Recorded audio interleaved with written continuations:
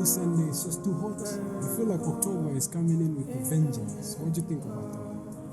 What I think is October, it has its pros and cons, but one thing that I really like about it is the fact that when the heat comes, the other heat also comes, where there's the heat from the weather, but then there's also the bodies like the weather. Yeah. It's because where there's heat, there's just so little you can actually conceal. So inevitably, there's a lot that comes out with the heat. You know what I mean?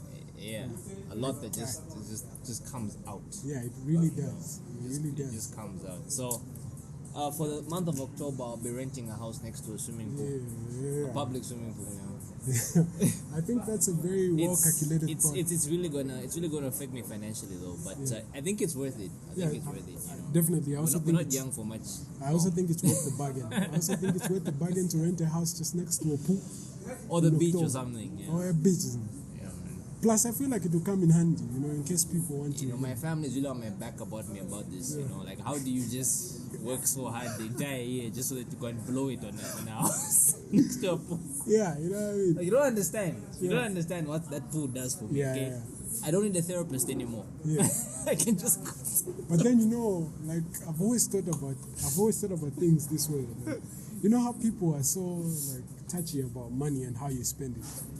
But I feel like even though it's yours. Even though it's yours. But I feel like at the end of the day, if you look at how transitory life is, you see that I should have spent that shit when I had the opportunity. Yeah, and you're supposed to be supporting me. Like, if you're happy, please just do your thing, man. You worked hard, you deserve this. Of course, we're not trying to water down the seriousness of saving. I know a lot of people might come on our neck. Those financial educators. But can you compare saving money to saving a life? I mean, come on. Yeah. Okay, what life are you going to save then? Yours, because saving your own life. Yeah.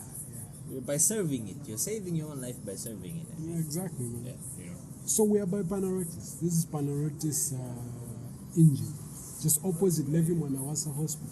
It's an awesome site. We're just standing right next to Great East Road, and Panarectis is a good place for you to come and get your stuff. A lot of you guys know Panarectis. You're familiar with this place. Their pizza pies are nice. Their regular pizza is nice. Yeah, it's a serious competition for other places, And you told me there's a cool place just right inside the area, which can allow you to get some Jesus water. Yeah. All I'm just saying is they're really trying to just be as hospitable to everyone. Yeah. So I mean, if you want to come and have like a proper chill here, you can. They also play music. You can even tell them what music you want to play. Yeah. And when you want it to play, they're accommodating like that. Yeah. Like for us, they turned off the music just for us. Just for us. Just think about that. We said no one to shoot, and they were like, okay, cool, please, I have this table. Yeah. Would you like the music on or off? So we could have even told them just play this music during our time filming, and they would have done it. They would have done it. Yeah. But they gave us a whole table and also gave us conversation time. It's usually hard to find a place where you could just sit and shoot.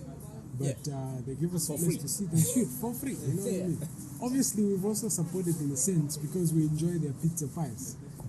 But it's pizza in a pie. Pizza in a pie. Just the only struggle though I have when eating the pizza pies, they spill over everywhere. It's like you definitely need to be eating them with a date. Yeah. Clean each other up after. Yeah, you can clean.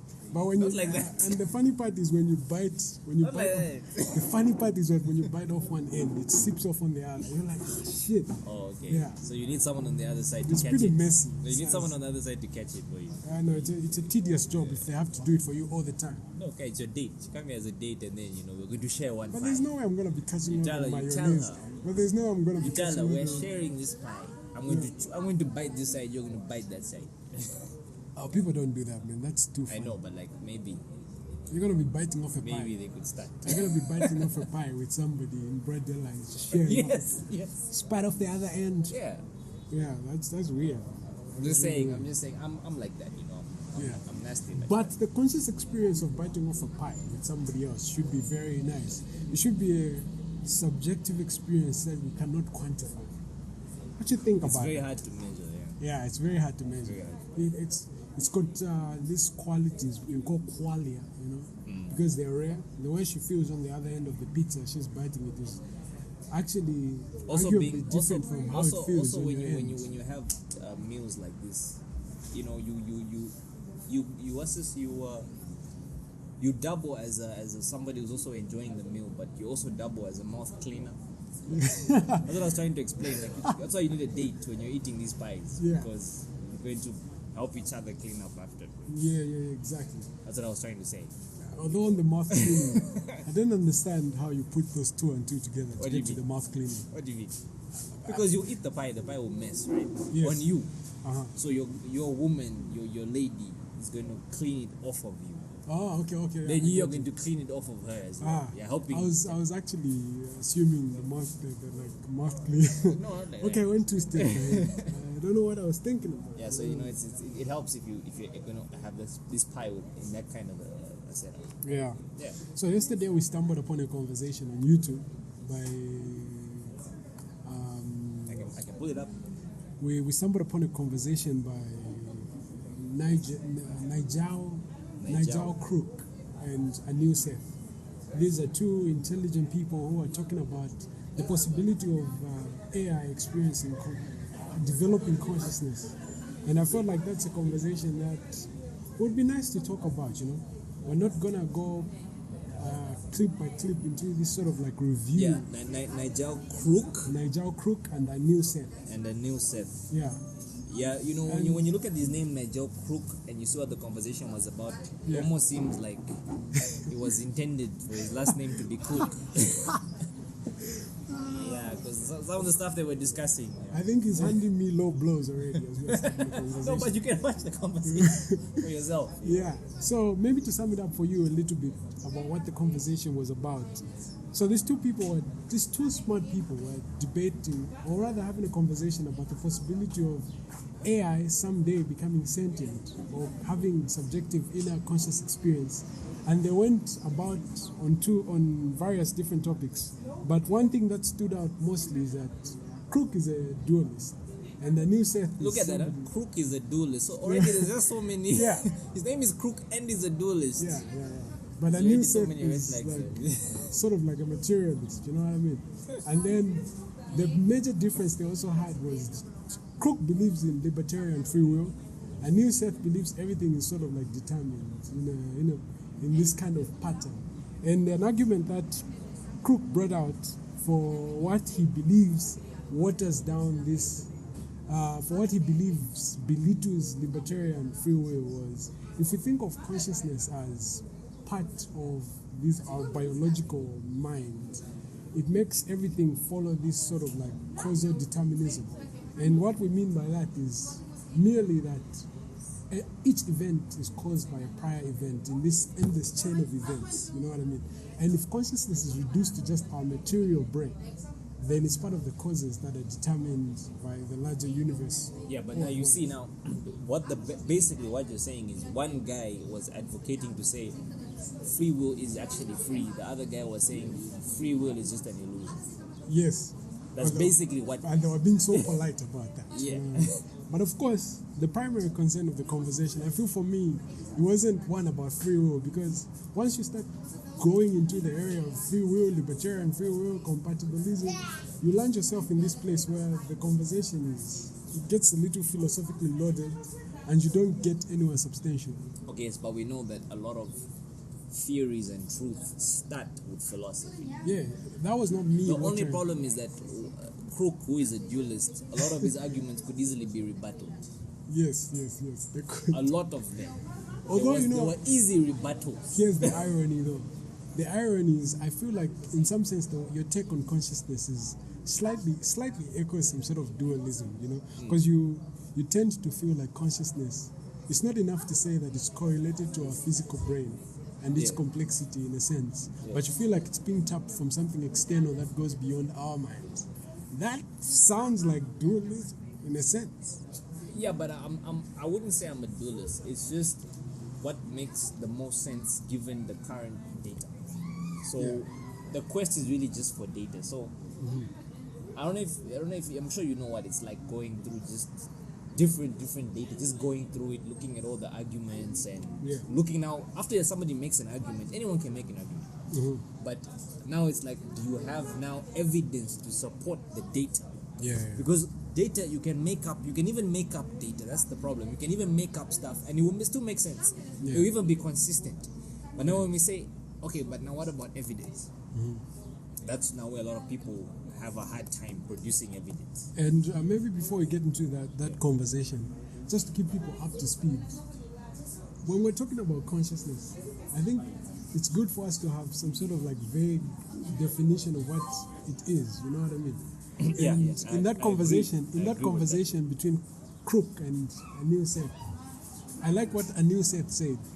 It's not necessary for us to have a precise definition of consciousness because that's hard to have. It should be open, right? Yeah, it can be open in a sense where at least you don't get bogged down. There shouldn't be a monopoly on what consciousness is. People should be able to decide or for not necessarily, themselves. or not necessarily a monopoly, but you should have at least some measuring lines for you to have an actual conversation. Because if you can't even define what consciousness is, then you can't have a conversation. And from him, where he started off is subjective experience, just subjective experience. Right. But let's talk about the word that we use to describe what we're talking about, which is consciousness. Consciousness comes from the Greek word. Yeah. And so it has its roots in Greek philosophy and theology. Yeah. But in the most basic, if we were to say what is consciousness in one word, we would just say awareness. Yes. Okay, though. Right? That's what we would say. Although awareness is a broad, how about if we said something like perception? I know I'm Keanu Rogers. Okay, cool. Yes, And I know that you are Emmanuel Richie. And Yes. I know that that's not who you are per se, it's just your name. Okay, I get what you're saying. I'm aware of that. Yeah, and that I know this is a bottle. I know I'm lifting a bottle. Yeah. But we just call it a bottle, but not because it is a bottle. We just chose that label to describe the thing. Okay, We're just aware of what is going on. We're Okay. not just going like what Crook was saying, where we're just following a predetermined. We're actually aware of what is happening. Yes. We're not just following something just because that's all we know. Yeah. We can pick other things. That's why free will is a thing. You can at any moment decide to do something different, Yes. but it's only because of awareness. Okay, yeah. You're aware of your own existence and the limitations within that existence. Okay, I can't decide to just fly. Yes. And I actually start flying. Like, you know what? I'm tired of walking. I'm just going to fly. I can't do that. I get what you're saying. Yeah. And on the awareness part, I like that. I like how you explained awareness because it kind of echoes what the philosopher Thomas Nagel said in his essay, What It Is Like to Be a Bat. And that's one of the definitions of consciousness that people kind of settle for just to have a conversation. Like if there is something that it is like for a particular system to be that, you know what I mean? Or if there's something it feels like for a system to be that thing. So for example, like remember that if you've been following some of our conversations about consciousness, we had a conversation earlier last year about the hard problem of consciousness as well as the simple problem of consciousness. And when we had that conversation, boiling back to what I'm trying to define, if there is something that it is like to be something, then we could logically say that something is conscious. So for example, I can give you an example of this Coca-Cola bottle. Obviously, there is nothing that it feels like to be a bottle of Coke. Of course, we know that the constituent parts of the Coca-Cola bottle could be atoms or are atoms, the same way our bodies are made of atoms. But there's nothing that it is like to be a Coke bottle, you know what I mean? Yeah. But there's obviously, it feels intuitively right to say that there's actually something that it is like to be a fruit fly or like a lizard, as opposed to just a Coca-Cola Yeah, but bottle. now wouldn't you say that in as much as we would say there must be something that it feels like because that thing seems to be alive, Yes. but it's almost an assumption that these things are not alive just because they don't move or talk or anything. So we say they're not alive. But that's an assumption, right? Yes, but it's, We don't have actual proof to say it's not, because when we check there, we'll see atoms, we'll see molecules, and that makes up the basis of even cells that make us alive, right? Yes. Because in our bodies right now, all kinds of things are working. There's bacteria, but there's cells, yeah, and there's atoms, and they're all working in order to make this organism, which is Keanu, right? yeah. Yeah. It's purely an assumption, but there's some indicators that kind of inform that assumption. So say, for example, in that conversation between Crook and Anil Seth, these guys talked about something like, what was that point I wanted to bring up? Anil Seth had said something like, it's important to try to tear apart the definition of consciousness for merely just language and intelligence. Because if you put it like that, there's animals that have a sense of what it is like to be them. Yeah. You know? And then if you broaden it to perception and experience, how it feels like to see red, how it feels like to be hurt or have a toothache. Yeah, and all this was in the conversation, yeah. Yes, and then when you narrow it down to those indicators, you can at least make an assumption that can be argued for in a reasonable sense that a bot isn't having an experience in the same way that a lizard would be. No, it isn't having an experience in the same way, but to say it isn't having an experience is where now it becomes a bit difficult to know to say the bottle isn't having an experience. It's almost as if we can work with probability. It's most likely that the Coca-Cola bottle isn't having any experience. Yeah, it isn't an experience from a biological, living, breathing. Or experience in any sense that we can make sense of. I mean, for all we know, it might even be having a higher experience than we are. Because when you think about to say, okay, like before you were born, where was the consciousness prior to? Was it existing in another state?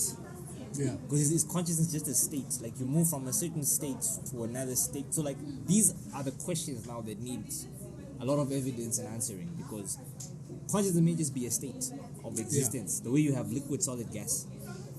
So you have this death, which is this stillness, to movement, which is what we call consciousness, to maybe something else, which is a bit faster than what we are, but it's something else. Maybe that's where you start now arguing to say spirits and know that you just move from one state to another, but the same thing, the way water can exist in 3 separate states. So maybe consciousness also exists.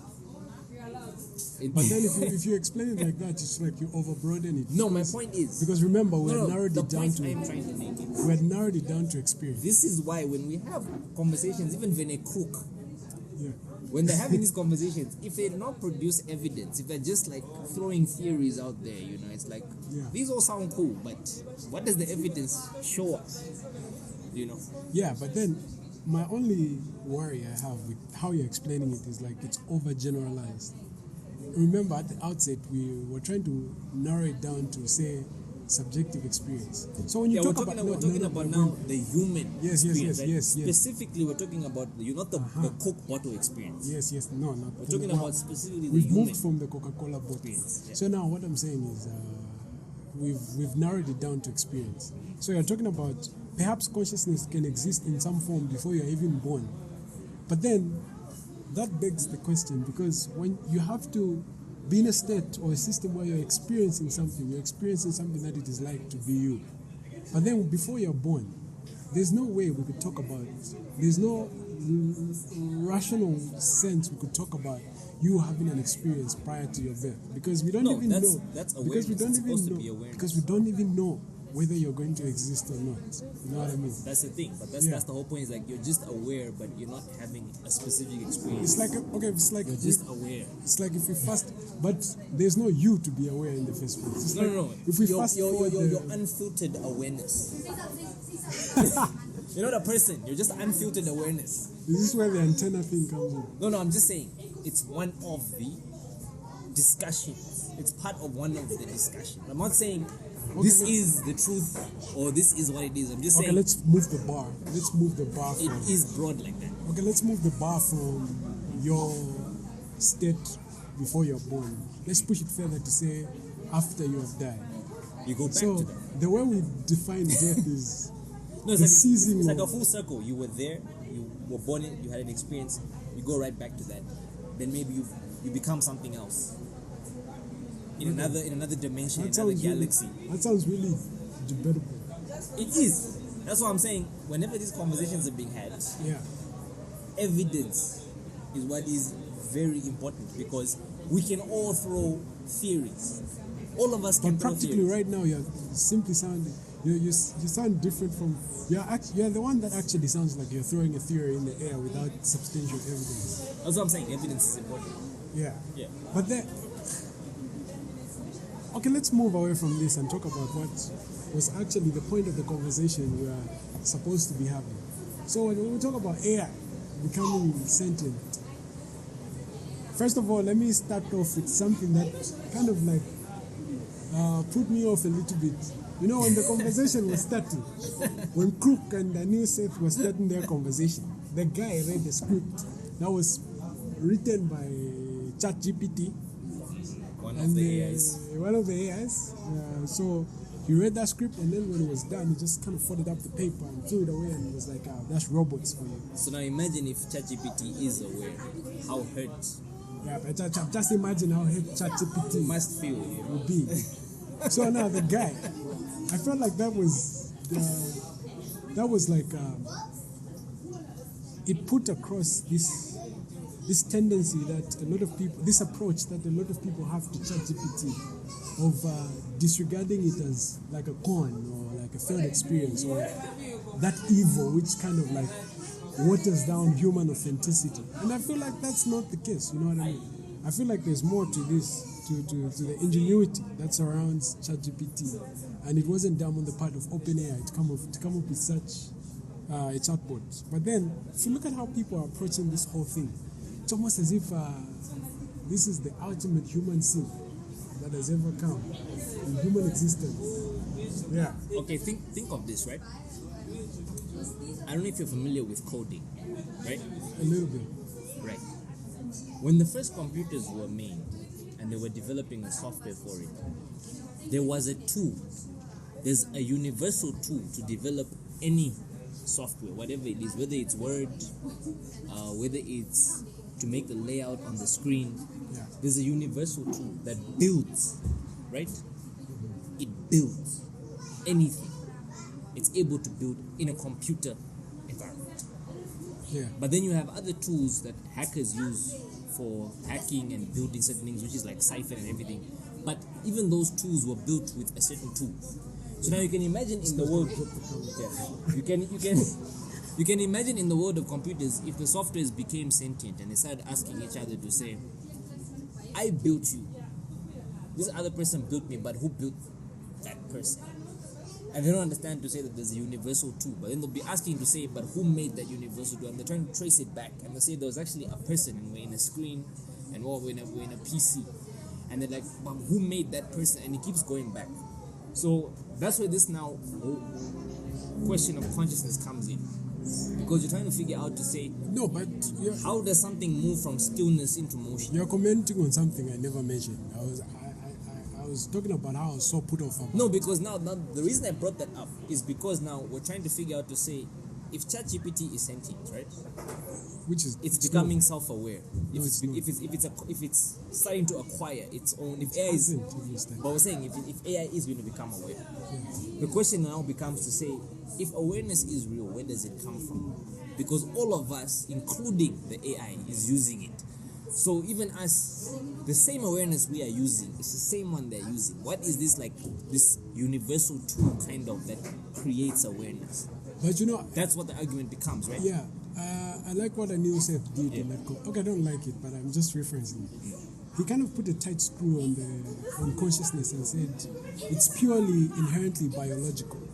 Like you have to, for somebody to have, for there to be like a sense of what it is like to be a particular system, there's like certain biological complexities of the mind that have to come together in just a precise order for you to have a simple awareness or a sense of the self.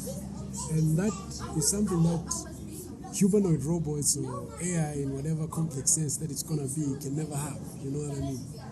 And I felt like that was saying the case too brutally, you know, like putting it out too brutally, because I feel like the conversation is still open. You never know what's gonna happen, because I feel it kind of it runs counter with what people trying to understand neural networks are doing. Because if it's like what Richard Feynman said, if we can't rebuild it or if we can't build it, then we don't understand it. You know what I mean? So Yeah, already, and that makes a lot of sense. Let me just build this point. So already, a lot of people feel like there's a strong correlation between self-awareness and our brains. But then, if we could rightly mimic what The it is brain.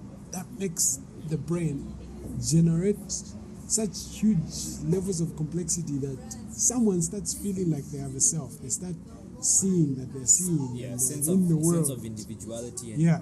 an experience, right? Yeah, so if we just put the nodes in the right way, then we've got the master The key. you know? code to consciousness. Yes, but people are fascinated about the brain because it feels so strongly that it's there. It's on there. That's where the price tag is. But then when you shift the conversation and say consciousness is something that runs, it's something that transcends actually. No, but now think of this. Imagine you built an AI and you program the AI to think it's real. That's not solving the problem. That's No. How do we know we're not like that? okay. Here's what. No. Here's what. Okay. I'm sorry. I'm over referencing Anil Seth here. No, it's fine. He said something like Anil Seth made said a something- lot of sense. Yeah. Yes. So much sense. More than Crook. Yeah, Crook. I mean, even the name. I was just trying to. So Anil Seth said something like, "We have a meta. What was that? Meta awareness. If I'm not mistaken." So he was saying something like, "I can be aware that I'm aware." Yes. Yeah. Like say for example, if I'm making a decision, I'm aware I'm making a decision. And if I'm making a wrong one, I'm aware I'm making a wrong decision. And if I'm making a decision where I'm doubtful about it, I'm actually making that decision, but I'm also aware of the fact that I'm doubtful about that decision. And then robots, you are saying, what if they're just made in a sense? What if they're made in a way that they just believe they're conscious, or they're made to act like they're conscious? Yeah, they will start to feel like they really are, but they aren't, right? Yeah. They're just programmed really well. So, like, I feel for us that cannot be the case because we have this mental awareness. We're aware that we're aware. That Okay, we're but being when aware. you look at the word conscious, We are aware that we're aware that we're being aware. yes, but that's like a paradox almost. Yeah. It's like saying I am aware because I say I am. You know what I mean? It's almost like a paradox. But now, even the word consciousness. No, but it's not like you're saying. when you chop the word up, You're consciousness. feeling that you are. Yeah. When Like you chop deep up the down. word consciousness, it's like coincidence, right? Yeah. Yeah. It's inside. So you know that we're able to talk to ourselves. Yeah. Even when we're alone, we're able to have a conversation with ourselves.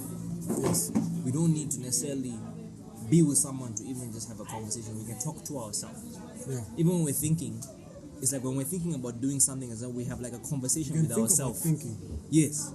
So AIs and softwares don't have that. They don't have this internal monologue kind of thing. They just do whatever they are programmed to do. Yeah. Even if how they do it seems so human-like, Yeah. it doesn't necessarily mean that they are in fact conscious. They just know how to mimic it. That's why the key thing is that it's artificial intelligence. It's not intelligence, period. It's artificial. Yeah. It has to emulate actual. Yes, it's just emulating. That's why it's artificial. Yes. Okay, I get your point.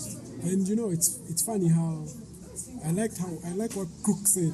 He was like, because of what you've just said, it's funny how people are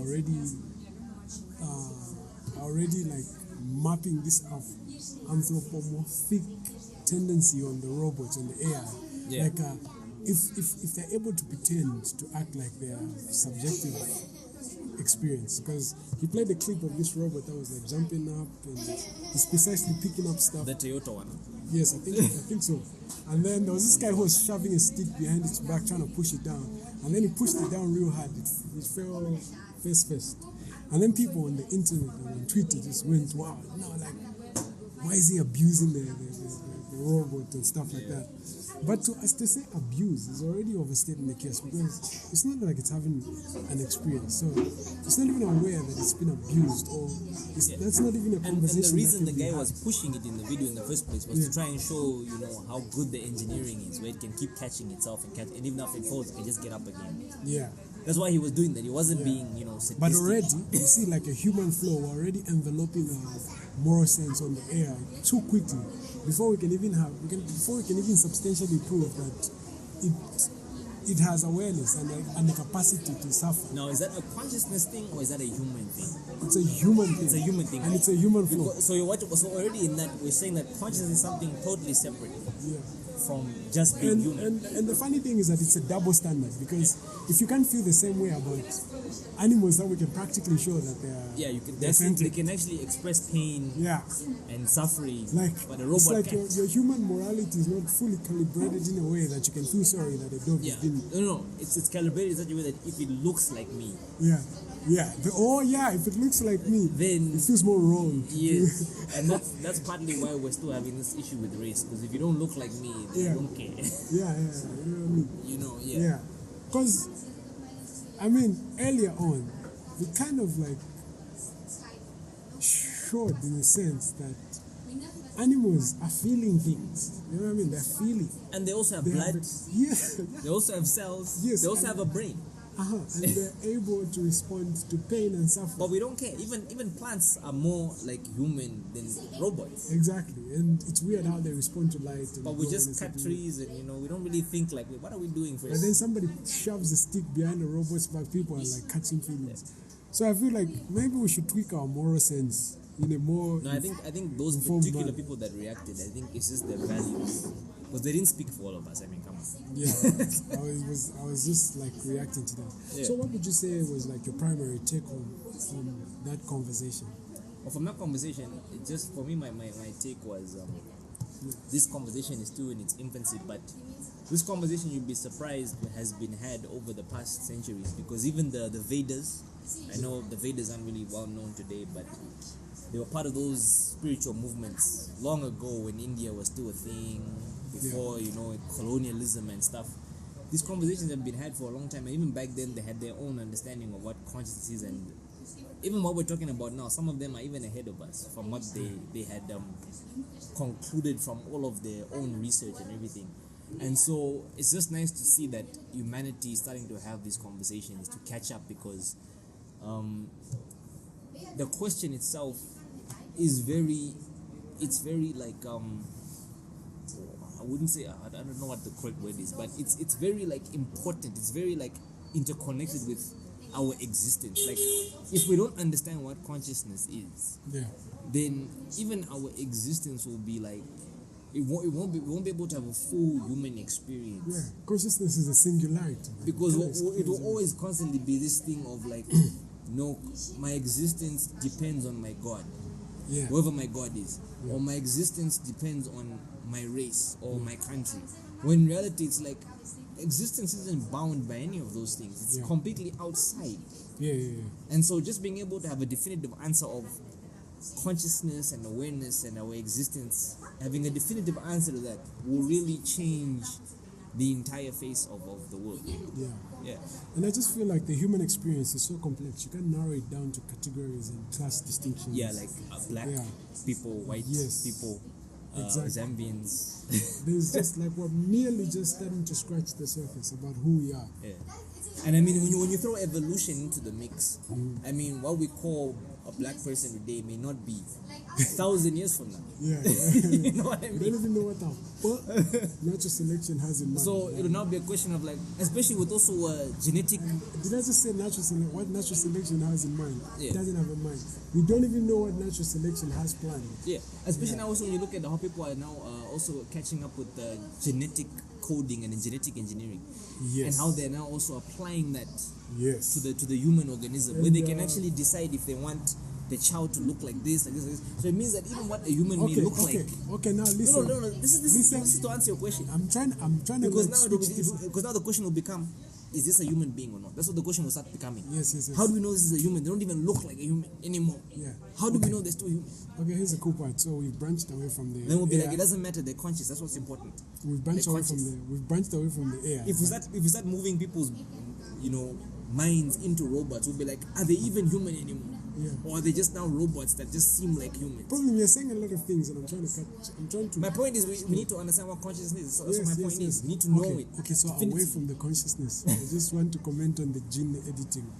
So if you look at, I know there's, I don't, the ethical implications. If we start talking about CRISPR and how we can edit human genes prior to birth, before you become like a fully developed human.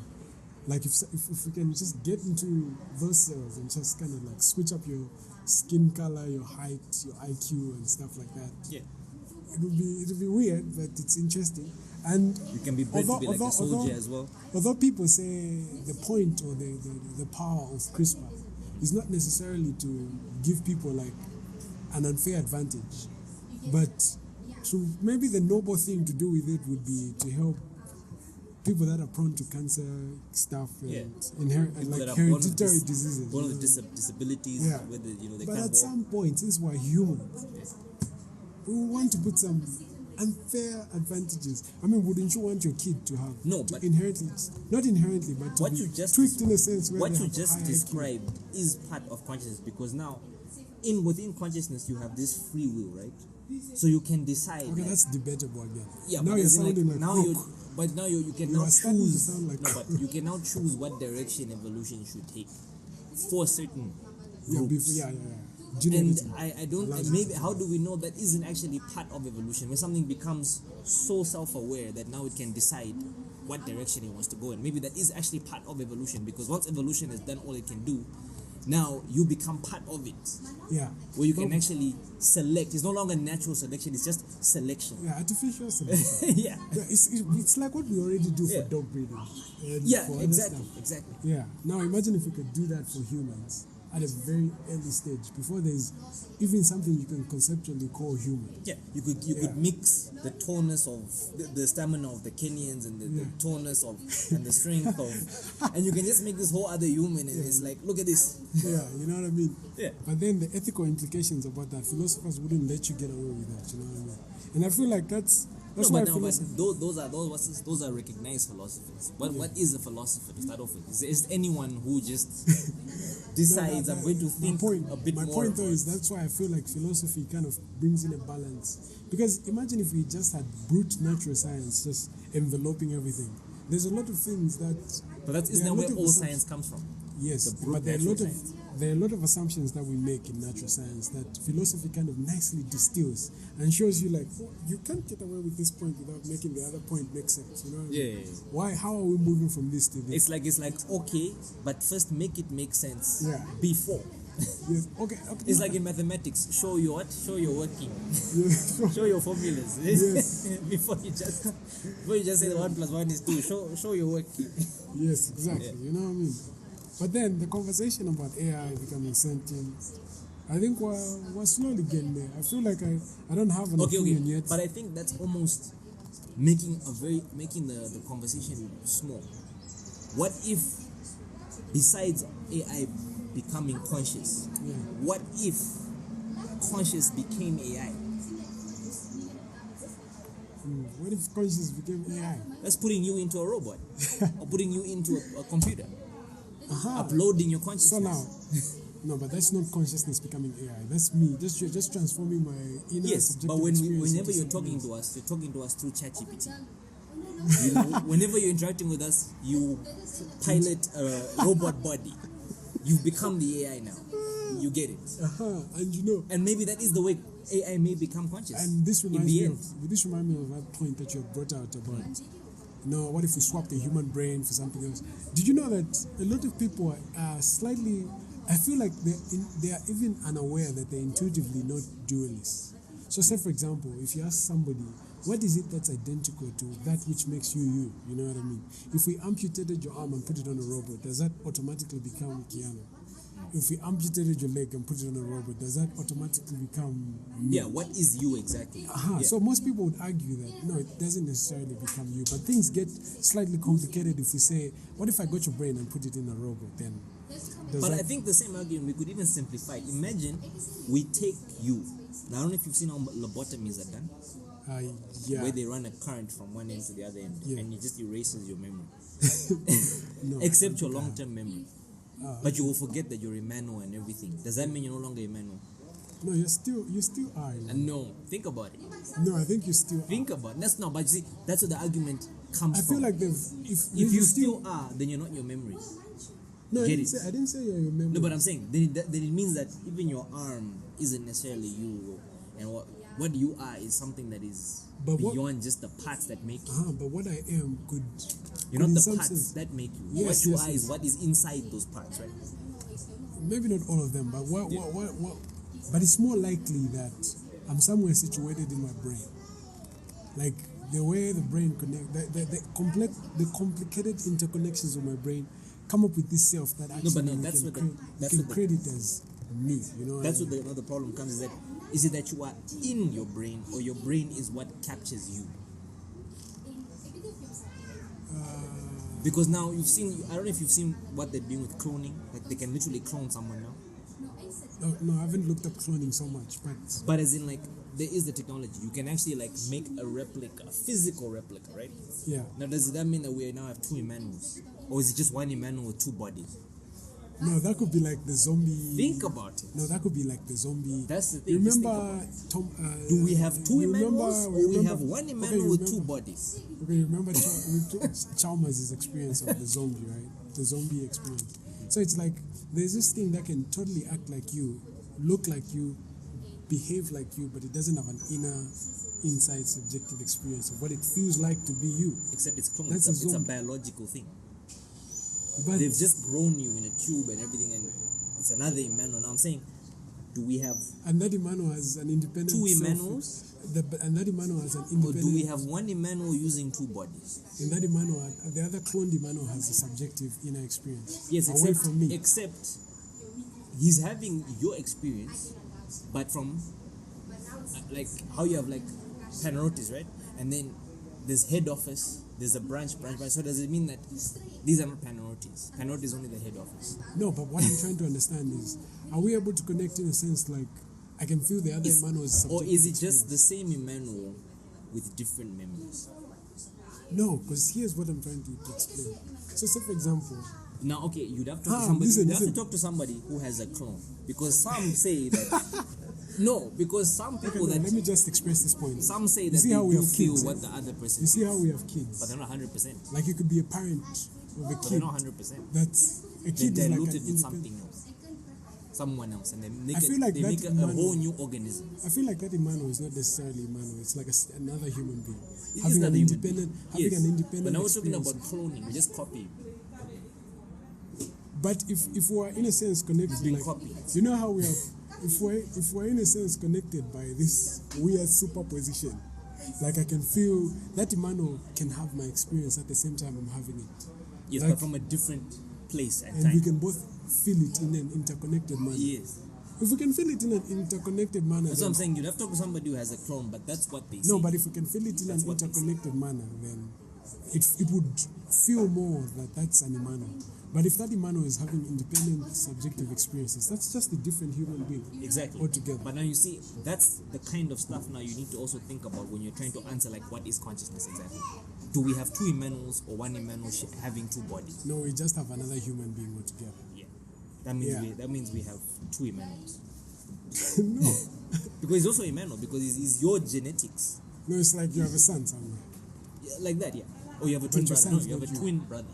But your twin brother is not you. You know, like Yes, when we but talk you have a about twin qualia, brother that is so much you, because on twins the DNA is just Okay, but when we off talk about qualia- by I think 1% or 2%. Okay, but when we talk about qualia, maybe your brother might have a different perception, might be a feeling like an inner subjective different perception of what it's like to see red.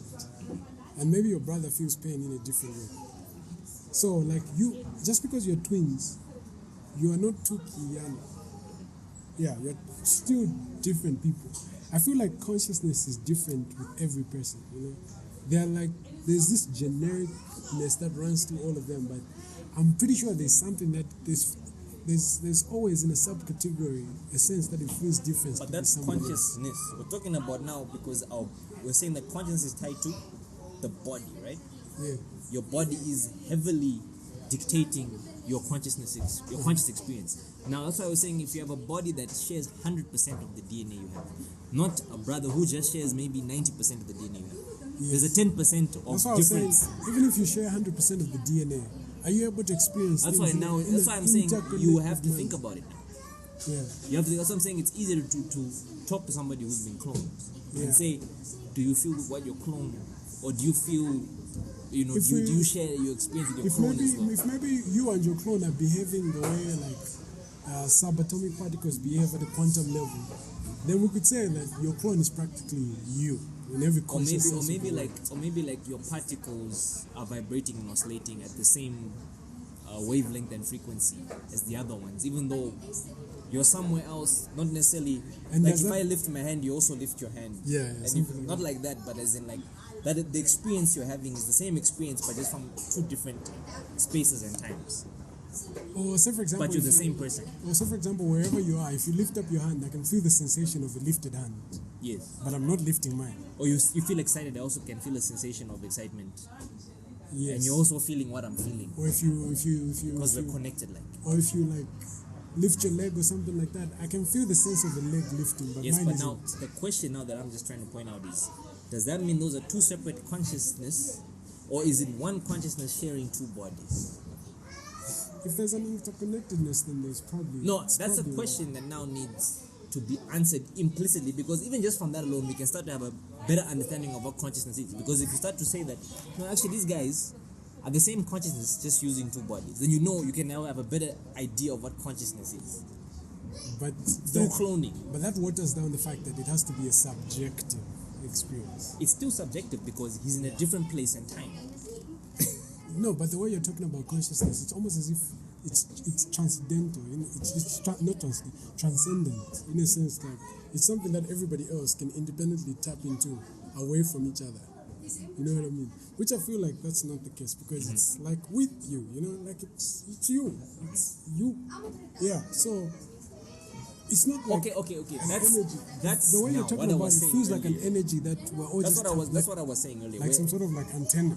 Yes. tapping into, Yes. which isn't- There's what's called antenna theory, right? Yeah, now you're bringing in your theory. Yeah, we don't have to go too deep into it. But as in, it's like how all of us can tap into the same radio channel.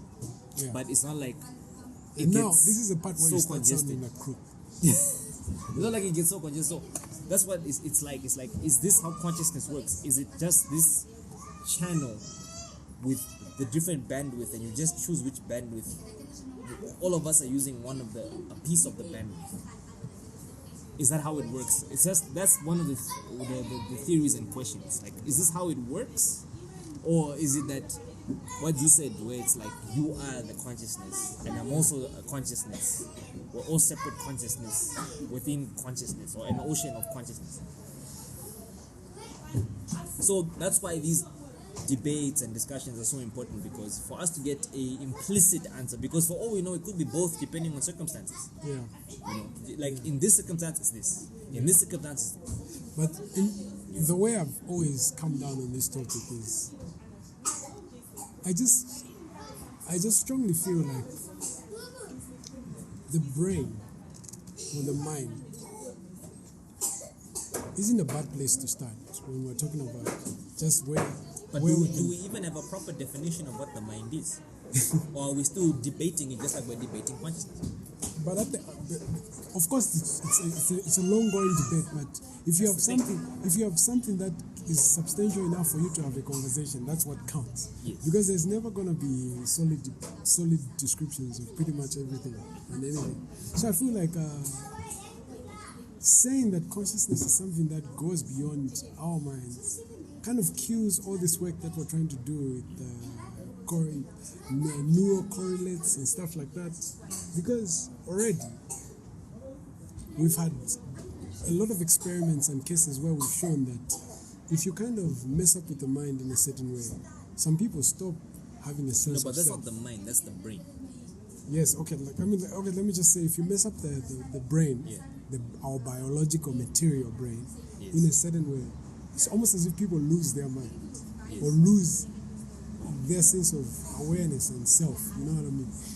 And then that kind of makes people feel like they have a reason to kind of jump from here to here and say there's a strong correlate between how you behave and how we mess up with your actual material mind, and because there's a correlation, maybe the correlation could be causation, or it could be like that which explains where consciousness is exactly. But from what you're explaining, maybe we've just messed up a device that's supposed to receive the signal Yeah. for what it's like to be you. Which Because doesn't now make the any question is stronger this. sense. The question is this: are you the person itself, or are you just having an experience through that person? That's where the question now comes. Like, what exactly is consciousness? Is consciousness the person, or it's just No, man. we can push? Mm-hmm. We can push.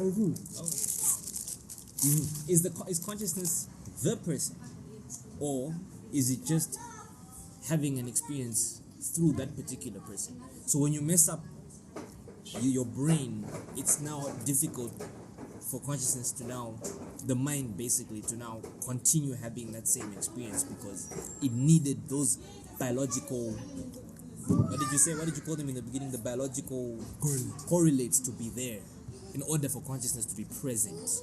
You said that already, so it's not like it's contradicting. It's that consciousness may actually be outside. The only thing I've been contradicting. The biological correlates. It just requires the biological correlates to be present. How can something be correlated to something that's not actual? That's external. You know what I mean? Because criteria have to be met for it to be present. My only argument in this conversation, or something that I've been finding hard to reconcile myself with, is the idea that consciousness is this transcendent essence that we all just kind of like tap into, you know.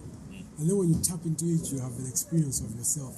Shit, this is who I am. You know what I mean? Yeah, because you're tapping into it from that perspective, right? It feels like, for me, it feels like the way Anil Seth put it, like a collection of varying sets of perception that then give you a sense of who you are, or a sense of. But is that consciousness or individuality?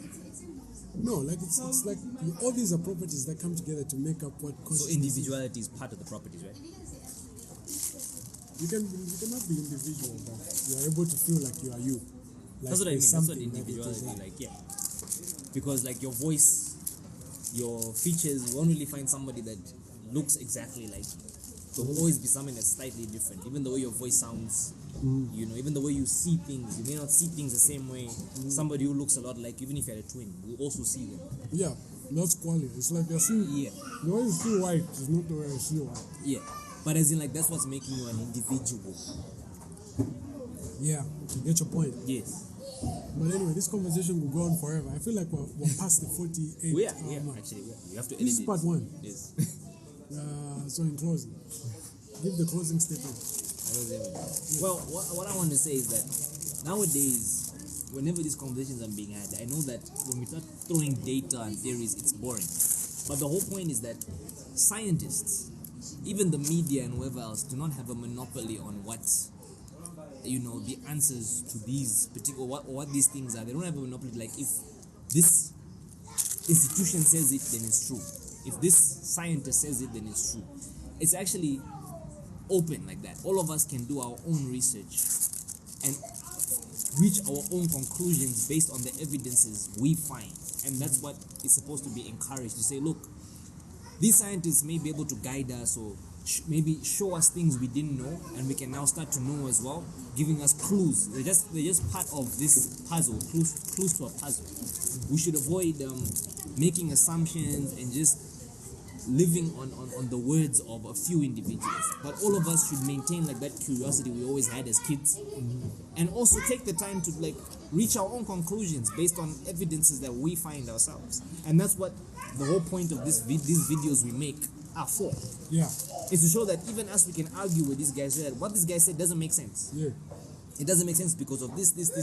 And all we have as humanity is conversations, man. Yeah. Conversations are all we have. And if we can't be in a place where we're having conversations, then we're in a bad place altogether. So all we do, in a casual sense or in a serious sense, we're just trying to bring to the table conversations that are worth having. Because, I mean, the mere fact that we exist, the mere fact that we're here shooting a video, if you stop and think about it, is a weird thing. It's not even something commonplace, you know. It's something that can take forever just to make sense of and to have a conversation about it. And that makes our human experience in this weird universe worth living, you know. So I feel like these are conversations that each one of you should dare yourself to have. Read around, watch stuff. And if you're not someone who's into reading, there's like a truckload of information on YouTube that can still be equally as educating as somebody that spends days on end reading books. So everything is on an equal playing field. Just stop being commonplace. Yeah. And besides, I mean, what you just said is part of the human experience. Yeah.